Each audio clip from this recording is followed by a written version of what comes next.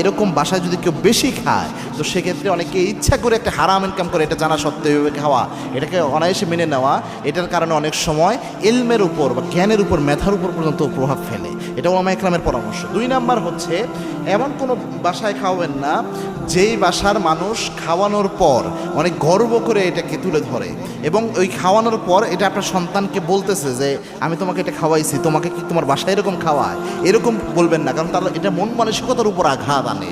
এই জিনিসটা একটা ছোট্ট বাচ্চা, সে এটা ওইভাবে ব্রেনে মেনে নিতে পারে না, তার মনটা ছোট হয়ে যায়। আর মন মানসিকতা এরকমভাবে নষ্ট হলে এই বাচ্চার পুরা একটা মানসিকতার উপর এটার প্রভাব ফেলে। এজন্য এরকম বাসায় কখন এটা খাওয়াবেন না যে বাসার মানুষ খাওয়ানোর পরে আবার খোঁটা দেওয়ার মতো বা তুলনা করার মতো এটা আপনার সন্তানের সামনে বলবে। এটা গুরুত্বপূর্ণ। 3 নাম্বার হচ্ছে কোনো মাজারের খাবার অথবা মৃত মানুষের নামে যে খাবারগুলো হয় এরকম জায়গার খাবার আপনার সন্তানকে খাওয়াবেন না।